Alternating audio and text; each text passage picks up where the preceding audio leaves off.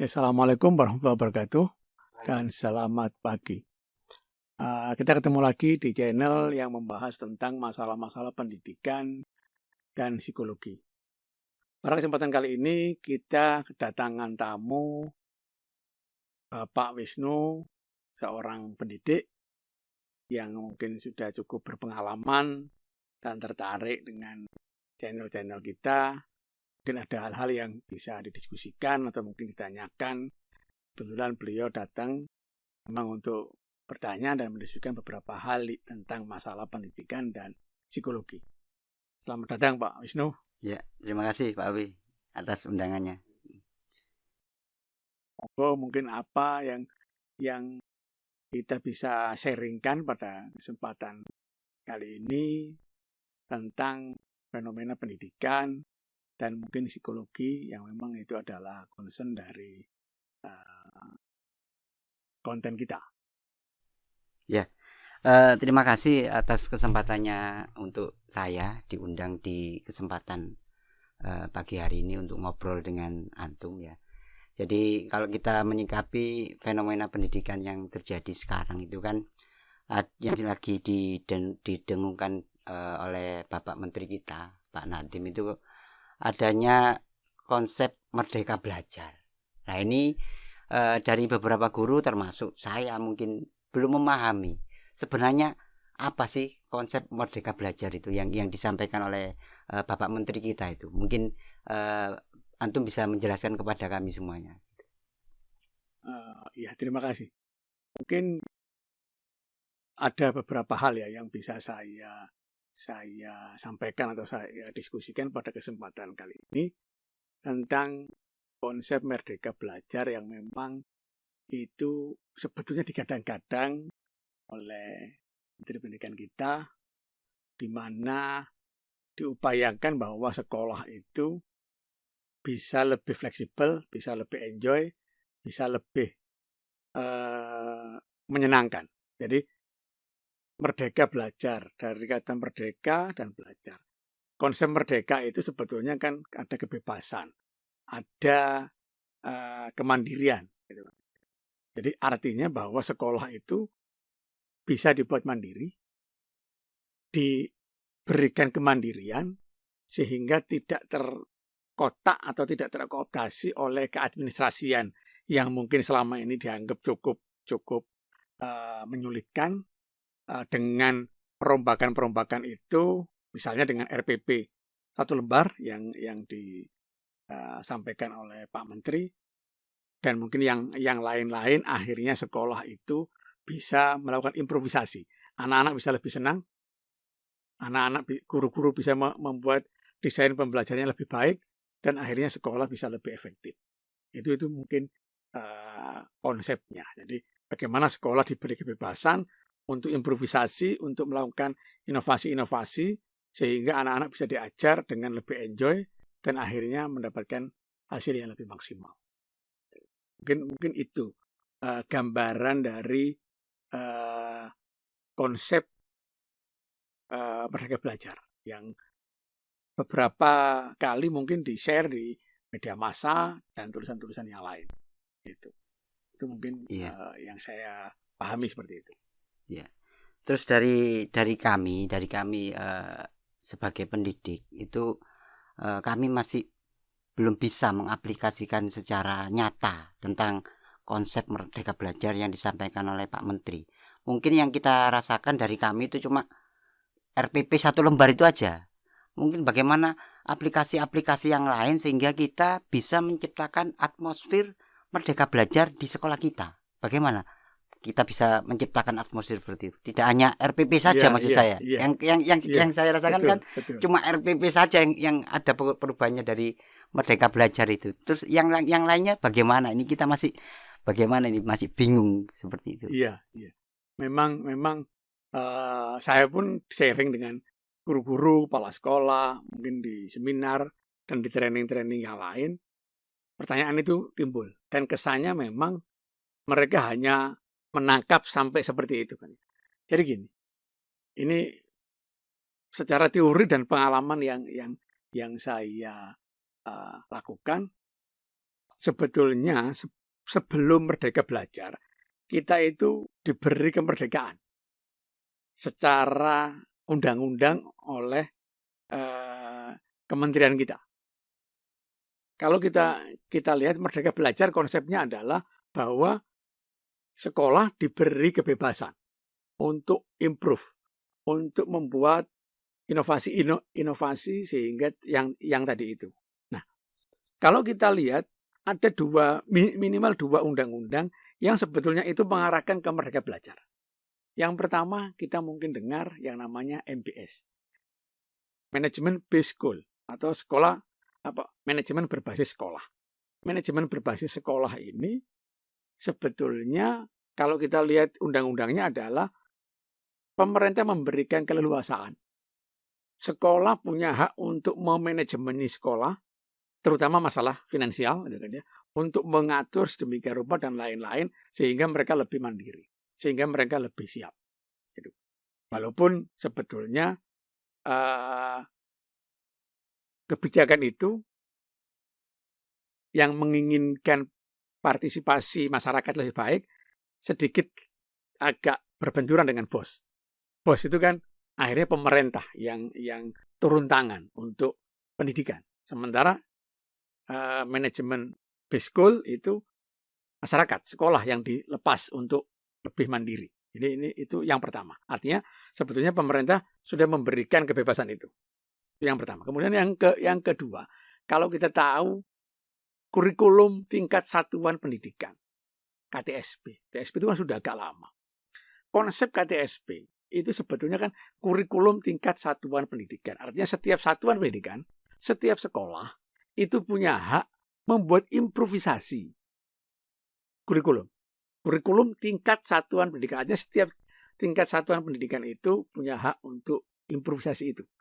Melihat kisi-kisi dari atas, tetapi untuk level sekolah dibuat terserah mereka. Tetapi setahu saya problemnya itu adalah sekali lagi mentalitas kita. Pengalaman seperti ini, pengalaman yang saya alami di sekolah yang saya pernah pegang, beberapa sekolah yang saya konsultani dan diskusi dengan beberapa guru. Dulu itu waktu KTSP berjalan awal, intinya kan dari kurikulum kemudian turun. Di dalam kurikulum itu ada kompetensi, kemudian ada materi dan silabus itu kan ya, di sana itu. Nah, kemudian sekolah disuruh membuat itu. Lalu sekolah membuat itu sendiri-sendiri. Karena sekolah itu sebagian kesulitan membuat RPP lah yang masuk di sekolah itu kesulitan mengadop dari atas itu, maka dimulailah dinas kabupaten, setiap kabupaten itu kebanyakan mereka mulai bikin contoh kurikulum untuk kabupaten. Jadi mereka manggil orang-orang yang punya kompeten di MGMP, mereka bikin. Kemudian juga provinsi membuat. Kenapa? Alasannya adalah untuk memberi contoh sekolah-sekolah yang tidak mampu membuat itu sendiri. Padahal sebetulnya kurikulum tingkat satuan pendidikan itu setiap satuan pendidikan punya ciri khas sendiri, punya kepentingan sendiri, punya hak sendiri untuk membuat itu. Tetapi karena alasan bahwa sebagian sekolah sulit, sebagian sekolah kerepotan dan lain-lain, lalu mereka bikin contoh provinsi dan contoh kabupaten. Masalahnya adalah contoh itu tidak menjadi sekedar contoh untuk diimprove, tetapi itu diadop. Sehingga sekolah-sekolah itu ya membuat seperti yang dianjurkan oleh dinas. Artinya apa? Sama persis dengan yang dibuat contoh dari dinas. Yang awalnya contoh, jadi ya itu. Kemudian problem yang lain adalah bahwa pengawas seringkali saat ada sekolah yang mengimprove kurikulumnya sendiri, lalu pengawas datang, pengawas hanya bilang seperti ini, kamu bikin yang sama dengan dinas.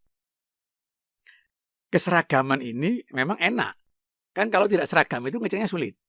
Tapi keseragaman ini jadi problem. Kenapa? Yang namanya kreativitas itu kan being different, berbeda, atau make a different, membuat sesuatu yang berbeda dengan yang lain. Tetapi dinas sendiri membuat contoh, lalu pengawasnya bilang, sudahlah, kamu contoh dari dinas. Kamu contoh dari provinsi yang memang mungkin lebih baik. Akhirnya apa? Akhirnya seragam. Sama. Sehingga yang namanya kurikulum tingkat satuan pendidikan tidak menjadi satuan pendidikan lagi karena sudah satuan kabupaten, bahkan satuan provinsi. Ini problem, dan saya pikir problemnya adalah di mentalitas. Ini saya mungkin akan sedikit perpanjang sedikit, problem di mentalitas. Apa?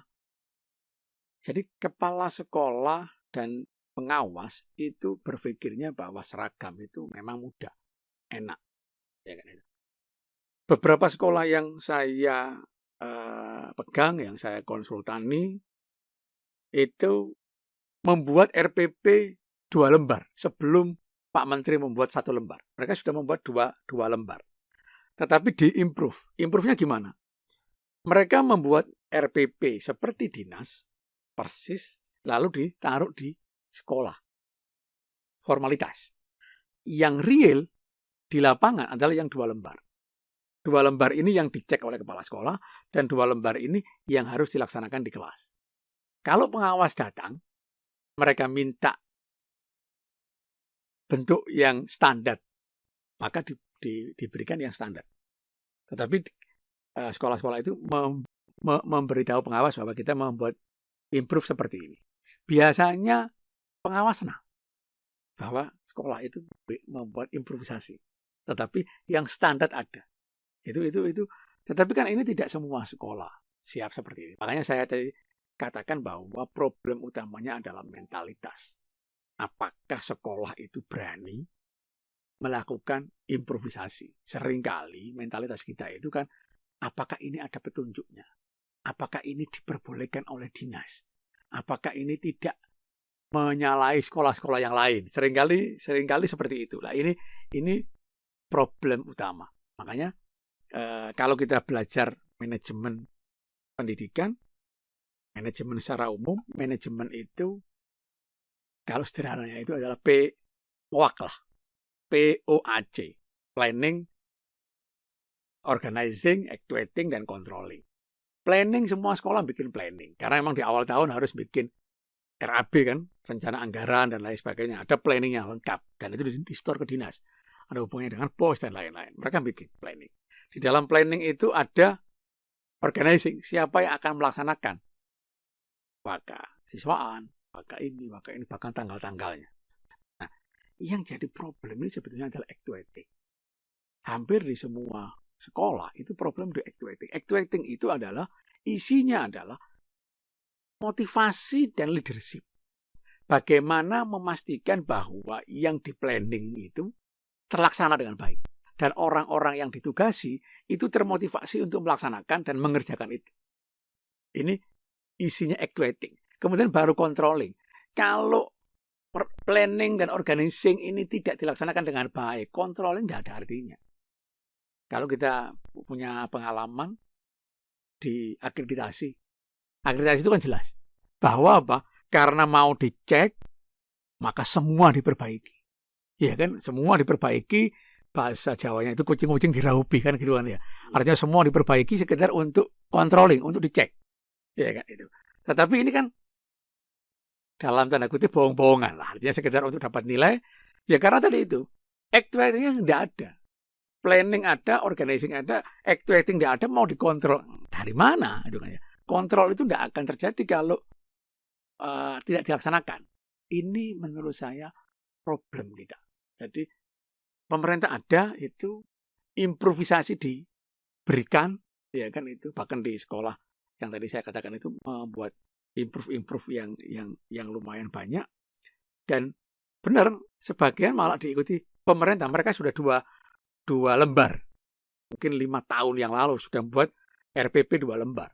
Pemerintah sekarang ini tahun 2021 apa 2020 ya, itu baru bikin 1 lembar. Ini contoh apa yang bisa dilaksanakan di sekolah. Saya pikir itu apa namanya yang harusnya dilakukan di sekolah.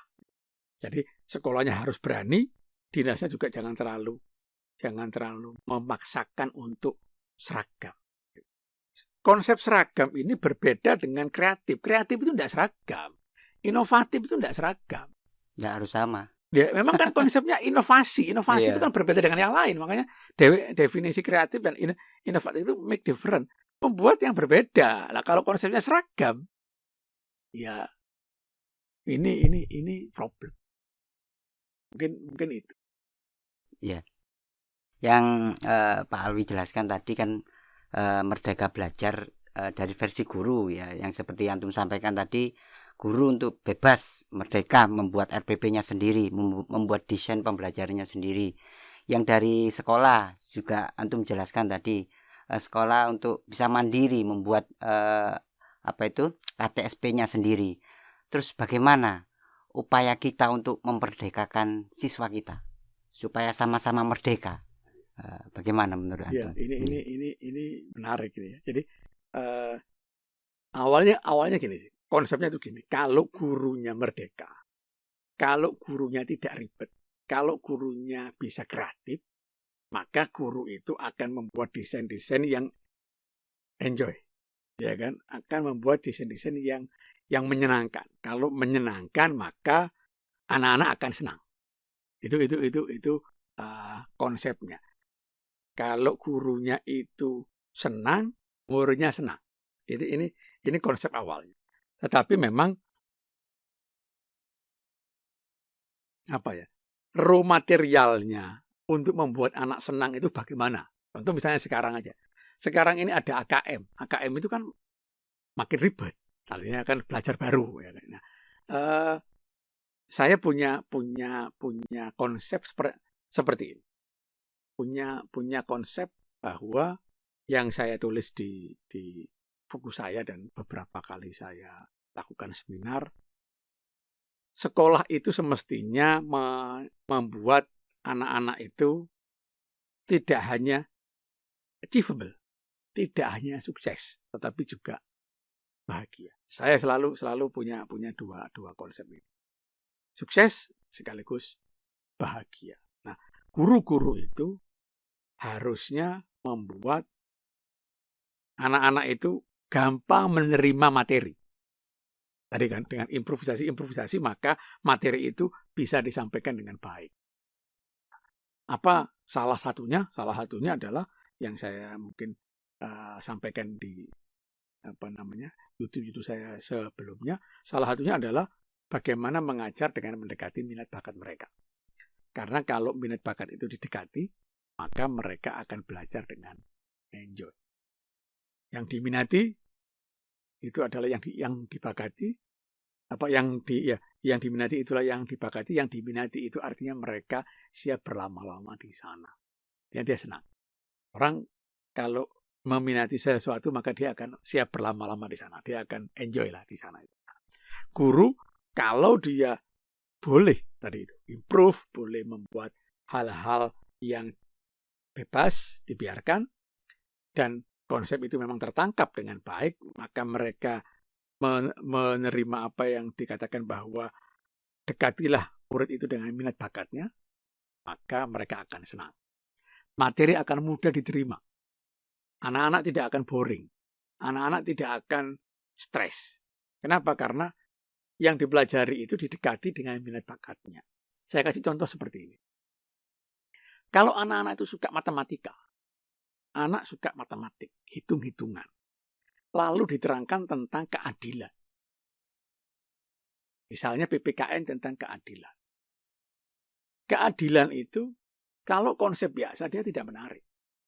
Tapi kalau diceritakan bahwa orang yang kaya itu pendapatannya sekian, orang yang miskin itu pendapatannya sekian, orang yang kaya itu cuma 2% menguasai totalitas kekayaan sekian. Yang miskin itu dengan totalitas jumlahnya sekian dan hanya menguasai sekian. Lalu diceritakan keadilan, ini menarik. Buat yang suka hitung-hitungan, karena ada angka-angkanya. Cerita keadilan tetapi didekati dengan hitung-hitungan. Kenapa? Karena ternyata minat bakatnya adalah hitung-hitungan. Dia mampu menangkap konsep keadilan dengan senang hati. Kenapa? Karena dia suka dengan hitung-hitungan, sehingga dia langsung tahu. Misalnya dia tahu perbandingan antara orang kaya sama orang miskin, ternyata disparitasnya sekian, indeks Gininya sekian tinggi. Orang akan menerima cerita-cerita ilmu PPKN lah misalnya tentang keadilan, tetapi dengan pendekatan hitung-hitungan.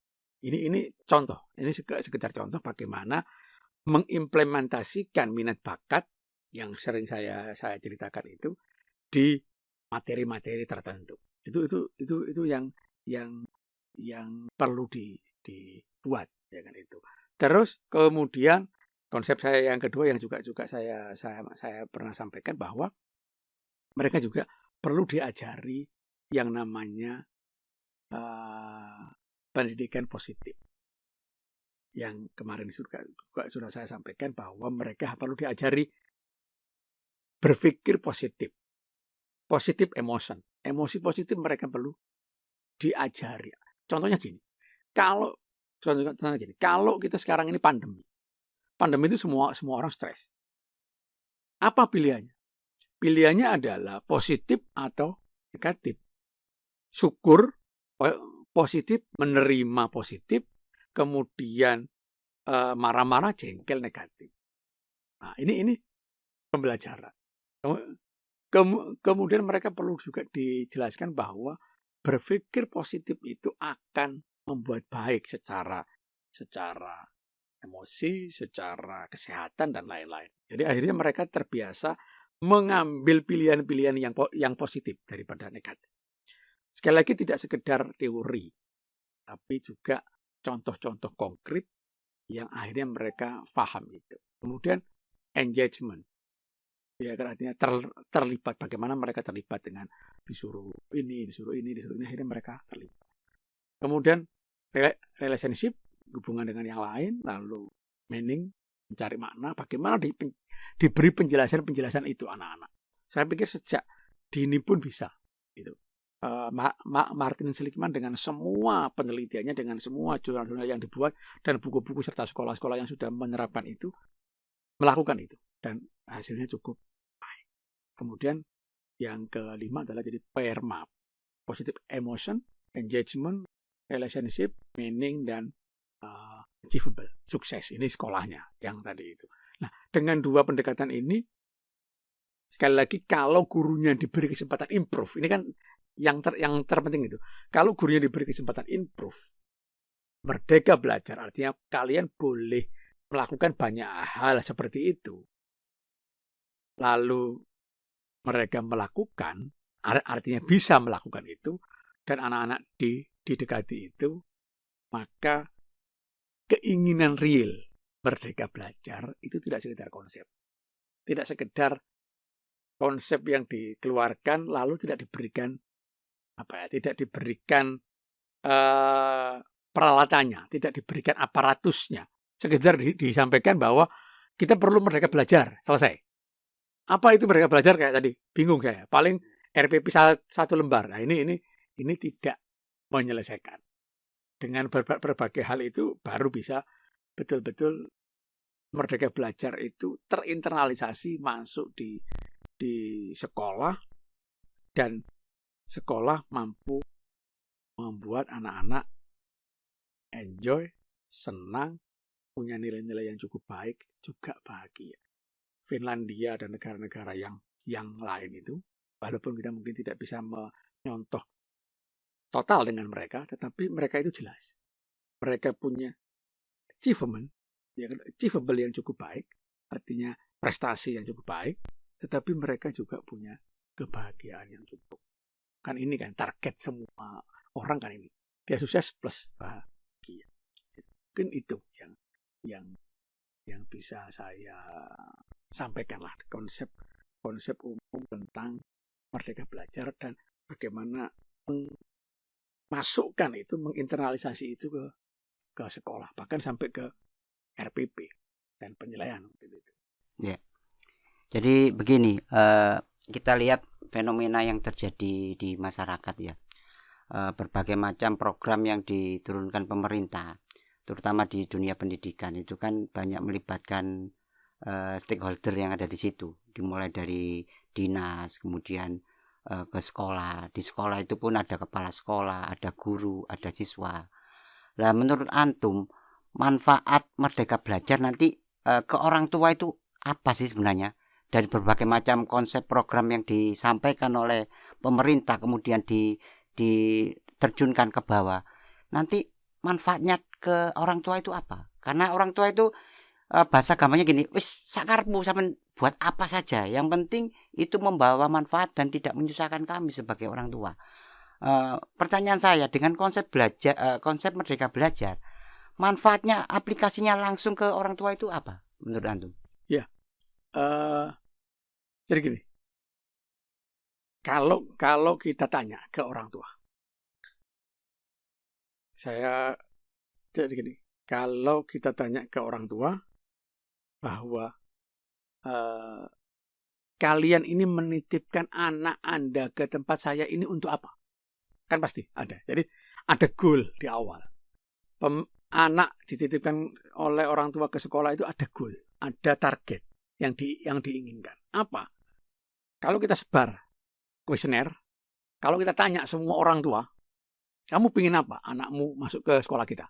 Mereka suruh nulis. Mereka tulis semuanya. Yang pengen ini, saya pengen ini. Tulis semuanya. Setelah ditulis semuanya, lalu kita kategorisasi. Nah, kategorinya itu cuma 2 sebetulnya. Yang pertama, misalnya, pengen sukses, pengen masuk perguruan tinggi kalau SMA, bisa bahasa Inggris, bisa matematika, bisa bersaing di dunia global, bisa ini. Satu grup. Grup yang lain apa? Punya karakter, punya keadilan, bisa bersosialisasi, punya kejujuran, dan lain sebagainya. Ini kalau dipilah cuma 2 tetap isinya. Itu. Yang satu adalah sukses, yang satu adalah happiness, bahagia, kejujuran, keadilan, itu seperti itu. Jadi orang tua itu, makanya seringkali ditanya apa?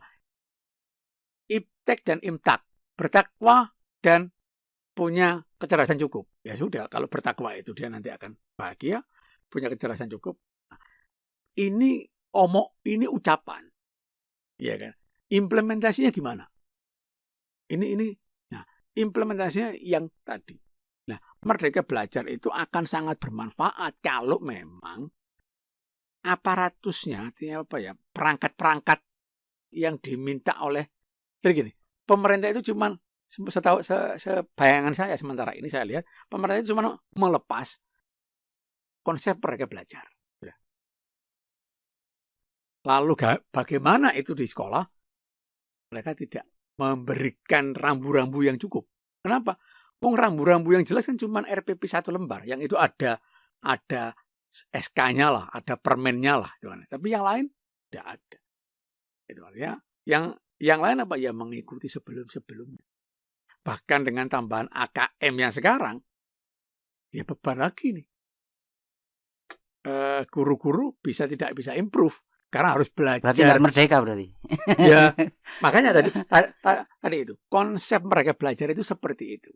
Tetapi apakah konsep Merdeka Belajar itu diberikan aparatus, diberikan perangkat yang semestinya? Ini tidak terlalu jelas. Walaupun undang-undang ada. Apa itu? Tadi MBS sama KTSP. KTSP dan MBS ini sebetulnya undang-undang yang memberikan Merdeka Belajar. Kalau kita berani sekolah itu, dengan KTSP, kurikulum tingkat satuan pendidikan, berani, mereka punya hak. Mereka punya hak untuk apa ya, mengorat-ngarit lah sedikit banyak itu kurikulum di sekolahnya. Itu mereka boleh gitu. Tetapi karena mentalitas, karena ketidakberanian, karena budaya seragam dan lain-lain, akhirnya ya sudah. Perangkat-perangkat yang disiapkan, undang-undang kan itu kan, KTSP dan MBS itu ada undang-undangnya, tidak digunakan dengan baik. Gitu. Lalu apa? Kan orang tua itu kan santai, artinya saya tidak ngerti banyak dengan diskusi kita ini misalnya kan, yang penting anak saya itu pulang ke rumah pinter dan punya akhlak yang baik. Nah, cuma itu. Orang tua itu lihat, oh anaknya bisa matematika, oh anaknya bisa bahasa Inggris, oh anaknya bisa ngaji, oh di rumah itu disiplin, rajin, sama orang tua bagus itu. Orang tua cuma taunya itu. Nah ini sebetulnya secara teoritis lagi, kalau kita kan menteorikan itu sehingga itu bisa dimasukkan di dalam lembaga pendidikan. Nah teorinya itu keinginan-keinginan orang tua yang sebetulnya dibilang sederhana tapi tidak sederhana, karena memang itu inti dari kemanusiaan kan, kepingin sukses sekaligus bahagia, punya impact dan impact gitu kan ya itu. Nah ini diteorikan, lalu bagaimana ini bisa diintegrasikan di sekolah, bahkan mungkin bisa tidak bertabrakan dengan kurikulum nasional. Ini yang sekolah harus berupaya itu. Berupaya itu sedemikian rupa sehingga mungkin nantinya akan menghasilkan sesuatu yang walaupun tidak terlalu ideal tetapi cukup ideal. Mungkin bertahap baru bisa sampai ke betul-betul sukses sekaligus bahagia. Mungkin itu yang bisa saya sampaikan, Pak Wisnu, tentang bagaimana konsep Merdeka Belajar ini dalam hubungannya dengan pendidikan masuk di sekolah. Ya, mungkin ini pertanyaan terakhir dari saya, Pak Ali ya. Dengan adanya konsep Merdeka Belajar yang antum jelaskan tadi dengan berbagai macam implikasi, bagi kami seperti saya ini sebagai peserta didik, apa sih yang mesti kita siapkan dalam menyambut program Merdeka Belajar ini? Apa yang perlu kita siapkan sehingga anak didik kita seperti yang antum katakan bisa sukses dan bahagia? Iya, kalau saya yang harus pertama kali itu adalah sekolah, artinya kepala sekolah. Karena seringkali guru itu tidak berani karena tidak diizinkan. Kan setiap kelompok itu kan punya level. Level guru dia akan kesulitan kalau kepala sekolahnya tidak ngasih izin. Kan gitu. Nah, oleh karena itu menurut saya yang paling penting pertama adalah kepala sekolah. Kepala sekolahnya harus sadar, kepala sekolahnya harus berani, punya mentalitas leadership yang baik, dan dia tahu bahwa undang-undang itu memberikan kewenangan kepada dia. Kalau mereka sudah tahu itu, mereka bisa ngomong dengan guru-gurunya bagaimana mensiasati itu. Artinya apa? Mensiasati dalam arti apa?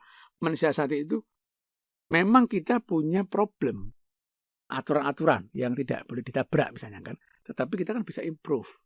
Bahasa saya itu adalah maksimalisasi dengan batasan. Kita maksimalkan sesuatu yang kita punya wewenang dengan batasan-batasan dari dinas dan lain-lain itu. Bahkan mungkin secara finansial dan lain-lain, termasuk waktu. Nah, kalau ini dua kelompok ini bisa diskusi, terutama kepala sekolahnya punya visi untuk itu, lalu mereka bisa bikin improve di sekolah.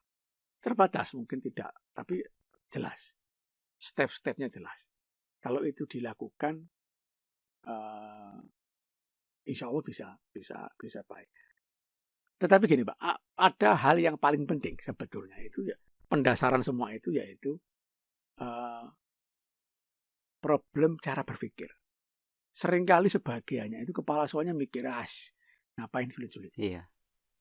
Toh saya nggak mau repot. Nah, enggak mau repot. Kalau di dalam istilah yang mungkin di YouTube saya sebelumnya saya sampaikan, itu adalah problem kesalahan mindset. Pertama, tidak percaya terhadap konsepnya. Cuma teori. Ya kan, semua program paling ya gitu-gitu aja. Seringkali kan ada tawaran pelatihan, ada tawaran program-program baru, ditolak karena tidak percaya sama konsep itu. Paling sama dengan yang lain. Jualan paling itu juga hanya perubahan-perubahan tapi intinya sama. Artinya tidak percaya sama barangnya. Dan yang kedua tidak percaya sama dirinya. Saya guru SD, saya guru SMP, umur saya sudah sekian, maka percuma saya terlalu detail, terlalu serius dengan ini. Saya sudah guru 30 tahun ini untuk anak-anak muda yang baru ngajar. Saya sudah gitu. Artinya dia tidak percaya dengan dirinya. Saya sudah lagi pensiun, sertifikasi mungkin tinggal 3-4 tahun lagi misalnya kan. Ada yang seperti artinya tidak percaya sama dirinya internal, kemudian tidak percaya sama eksternal. Percuma saya seperti ini, paling nanti tidak diizinkan sama pengawas, paling nanti ditolak sama kepala sekolah. Nah, 3 ini yang kalau itu kita miliki atau guru-guru miliki, bahkan juga kepala sekolah miliki, maka mereka tidak akan berubah. Tapi kalau itu hilang atau hancur, kesalahan berpikir itu baru bisa berubah. Ini perlu disiapkan juga. Jadi tidak sekedar alat, karena teori konsep apa ini tidak akan terjadi kalau tidak ada pendorong. Yang tadi saya katakan, actuating, motivasi dan leadership. Kita itu akan terdorong kalau kita yakin dengan barang itu kan gitu kan ya. Kita yakin dengan barang itu baik, yakin bahwa saya bisa, ya kan, yakin bahwa diizinkan, maka kita akan terdorong untuk melakukan itu.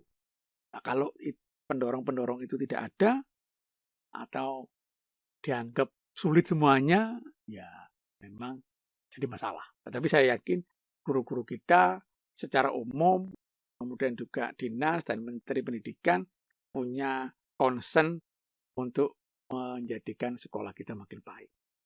Dan insya Allah depan juga mungkin makin baik. Amin. Ya, semoga. Mungkin itu Pak Wisnu, bincang-bincang kita. Kalau sudah tidak ada lagi yang didiskusikan, mungkin kita bisa akhiri dan mungkin nanti kita ketemu di diskusi-diskusi selanjutnya untuk mendiskusikan masalah-masalah pendidikan dan pengajaran. Iya, terima kasih atas waktunya. Ya, saya sangat senang, sangat bangga bisa diundang di kanal YouTube Antum ya.